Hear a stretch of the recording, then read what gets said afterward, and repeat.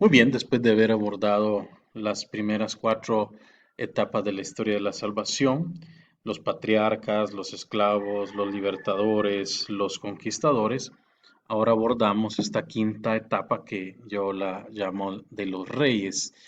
Y esta etapa es bien interesante porque a partir de Saúl, a partir de David, Salomón, existe la monarquía unificada, este reino que involucraba a las 12 tribus. Sin embargo, esto que comienza en el 931, termina en el 120 722 en el norte y en el 587 en el sur.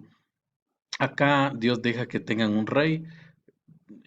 De hecho, es el pueblo que pide un rey, como los otros pueblos, pero se da un rechazo al culto vacío. O sea, hay un riesgo de caer en idolatría, y la idolatría, ustedes saben, es colocar a algo que no es el Señor en el primer lugar y es desplazarlo a un segundo, tercero, cuarto plano. Acá los lugares fundamentales son Palestina, Samaria y Judea, porque Samaria va a ser la capital del Reino del Norte y Judea, en Jerusalén va a ser la capital del sur.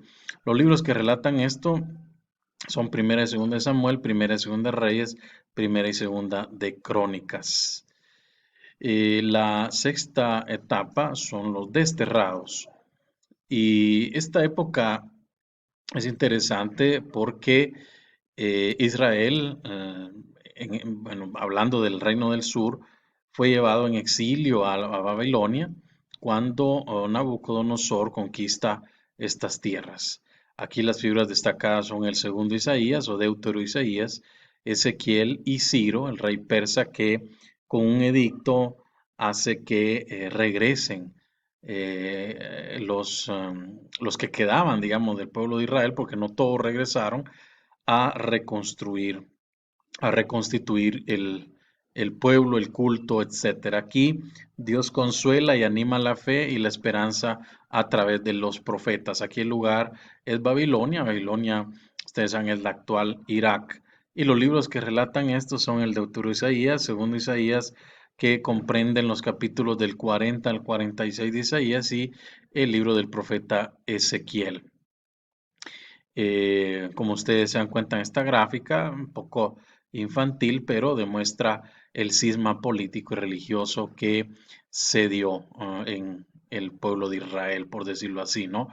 Dividiéndose entre el norte y sur, 10 tribus al sur y 10 tribus en el norte, perdón, y 2 tribus en el sur. Es por eso que una de las grandes esperanzas mesiánicas es que el Mesías unificara como David de nuevo norte y sur. La séptima etapa son los restauradores. Acá es una época que va del 538 al 333 antes de Cristo. Hay por decir, eh, hay un cambio en los sistemas porque eh, del periodo persa se pasa al periodo helenístico, al periodo griego. Aquí la clave es el retorno del destierro en Babilonia, gracias al rey persa Ciro. Las figuras destacadas son Zorobabel, el sumo sacerdote del momento, Esdras y Nehemías y el pueblo.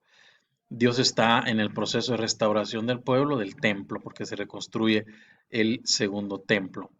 Los lugares son Jerusalén, Palestina, la diáspora, es decir, Babilonia, Egipto o Asia. Libros que relatan esto, Esdras y Nehemías. Es interesante porque en el segundo semestre vamos nosotros a tener un curso que va a tratar específicamente sobre los profetas. Ahí vamos nosotros a hablar de la vocación profética, qué es un profeta y cuál es el mensaje de los profetas. En la etapa 8 tenemos los defensores de la fe, que va del 333 a.C. al 63 después de Cristo. No sé si llevan la secuencia. Primero están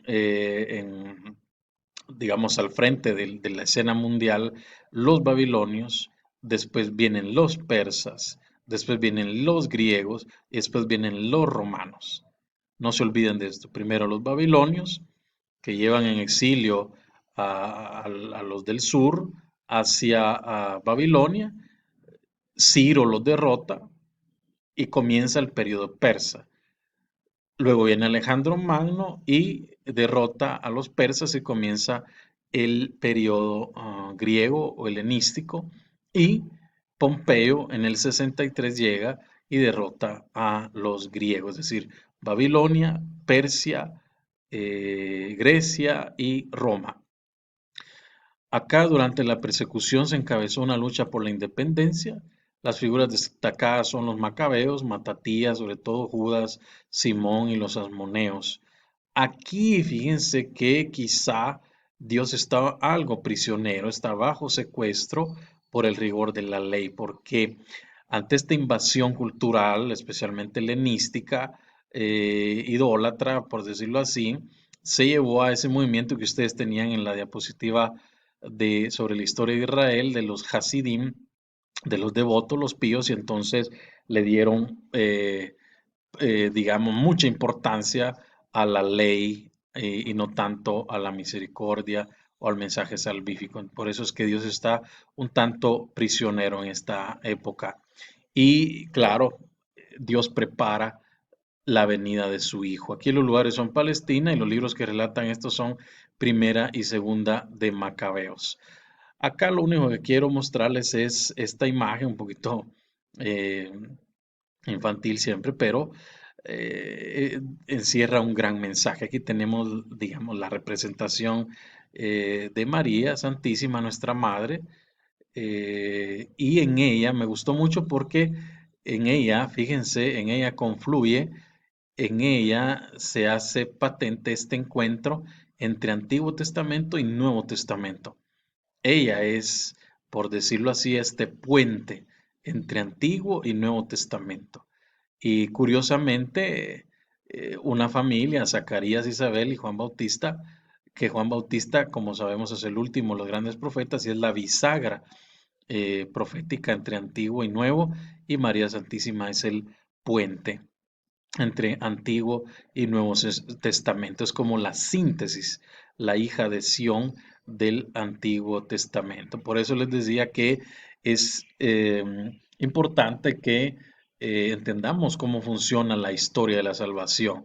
Si no, pues nos anclamos solamente en la venida de Cristo y ahí terminó todo.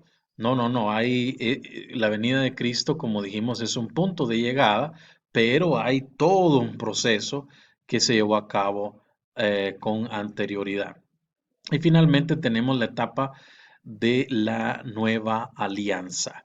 Esta época va del 586 al 33 después de Cristo y acá tenemos este impasse entre los griegos y los romanos. Acá la clave es la experiencia de destierro y los siguientes años de frustraciones hacen que el pueblo ponga su confianza en la salvación que solo Dios puede ofrecer.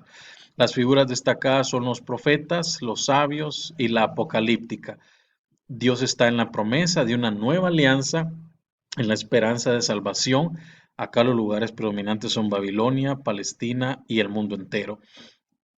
Libros que relatan esto, los proféticos, sapienciales y apocalípticos. Le llamo de la nueva alianza porque aquí es donde, por decirlo así, eh, llega a su plenitud toda la preparación antes de la venida de Cristo, nuestro Mesías, nuestro Salvador. Así es que este pues es un esquema en el que nosotros encontramos todos los pasos, las épocas, las etapas de nuestra historia de salvación que parte de Ur y se eh, concluye con la esperanza mesiánica, la esperanza de los profetas, y esto nos lleva a tener pues la certeza de que en María se cumple estas expectativas mesiánicas y que nosotros somos partícipes de ello. Así es que espero les sirva este pequeño esquema que pueden complementar con el anterior que hablaba para comprender la historia de Israel, y esto pues es en clave salvífica. Así es que bendiciones a todos.